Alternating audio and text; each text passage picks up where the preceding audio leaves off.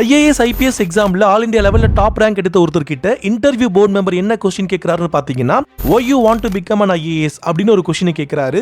பொதுவாவே IAS IPS படிக்கிறவங்க கிட்ட நீங்க ஏன் IAS ஆக விரும்புறீங்க, எதுக்காக IPS ஆக விரும்புறீங்க அப்படின ஒரு கேள்வியை நிறைய பேர் கேட்பாங்க. ஆனா காமன் பர்சன்ஸ் கிட்ட நம்ம சொல்ற பதிலும் IAS இன்டர்வியூ போர்டு மெம்பர்ஸ் கிட்ட நம்ம சொல்ல போற பதிலும் ஒரே மாதிரி இருக்க கூடாது. இன்டர்வியூ போர்டு மெம்பர்ஸ் பாத்தீங்கன்னா நம்மள டிப்ளமேட்டிக்கா தான் ஹேண்டில் பண்ணுவாங்க. அதே மாதிரி தான் நாமளும் நம்மளுடைய பதில டிப்ளமேட்டிக்கா சொல்லணும். காமன் क्वेश्चंस தானே அப்படின்னு நாம நினைக்கக்கூடிய क्वेश्चंஸை வச்சே நம்மளுடைய சைக்காலஜி என்ன அப்படிங்கறத இன்டர்வியூ போர்டு மெம்பர்ஸ் ரொம்ப ஈஸியாவே அப்சர்வ் பண்ணிடுவாங்க.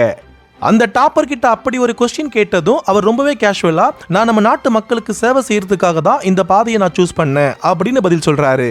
அதுக்கு இன்டர்வியூ போர்டு மெம்பர் என்ன சொல்றாருன்னு பாத்தீங்கன்னா சேவை செய்யணும் அப்படிங்கிறது அவங்களுடைய ஆசைன்னா ஒரு NGOல ஜாயின் பண்ணி நீங்க சேவை பண்ணிருக்கலாமே, இதுக்காக சிவில் சர்வீஸை சூஸ் பண்ணீங்க அப்படின்னு கேக்குறாங்க.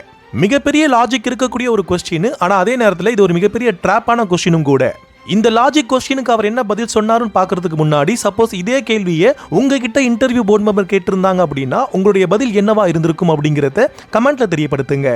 இந்த வீடியோவை பாஸ் பண்ணிட்டு உங்களுடைய கமெண்ட் என்னங்கறத தெரியப்படுத்தினதுக்கு பிறகு இந்த வீடியோ கண்டினியூ பண்ணிட்டு பாருங்க. அந்த டாப்பர் என்ன பதில் சொன்னார்னு பாத்தீங்கன்னா என்னுடைய படிக்கிற நேரம் போக பார்ட் டைமா நான் ஒரு NGOல ஒர்க் பண்ணேன். அந்த நடைமுறை அனுபவம் நிறைய விஷயத்தை எனக்கு புரிய வச்சது. ப்ராப்பர் அத்தாரிட்டி மட்டும் என்கிட்ட இருந்துச்சு அப்படின்னா இன்னும் நிறைய பேருக்கு என்னால் சேவை செய்ய முடியும்னு எனக்கு தோணுச்சு. அது மட்டும் இல்லாமல் IAS ஆகணும் அப்படிங்கிறது என்னுடைய சின்ன வயசுலேருந்து எனக்கு இருக்கக்கூடிய கனவு. அதனால தான் என்னை அதுக்காக தயார்படுத்திட்டு இருக்கேன்னு சொன்னார். இந்த மாதிரி பதில் சொல்றது மூலமா நம்முடைய இன்டென்சிவ் என்ன, நம்முடைய சைக்காலஜி என்ன அப்படிங்கிறத இன்டர்வியூ போர்டு மெம்பர் ரொம்ப ஈஸியாக புரிஞ்சுப்பாங்க. ஆனா நீங்க சொல்ல போற பதில பேஸ் பண்ணி தான் உங்களுக்கான அடுத்த क्वेश्चन இருக்கும் அப்படிங்கறத நீங்க மறந்துடக்கூடாது. சப்போஸ் இதே क्वेश्चन உங்ககிட்ட கேட்டிருந்தாங்க அப்படின்னா உங்களுடைய மாறுபட்ட கண்ணோட்டம் எப்படி இருந்திருக்கும் அப்படிங்கறத நீங்க கமெண்ட் பாக்ஸ்ல தெரியப்படுத்துங்க. நம்முடைய அடுத்த பதிவுல வேறொரு இன்டர்வியூ क्वेश्चனை பத்தி நம்ம தெரிஞ்சுக்கலாம்.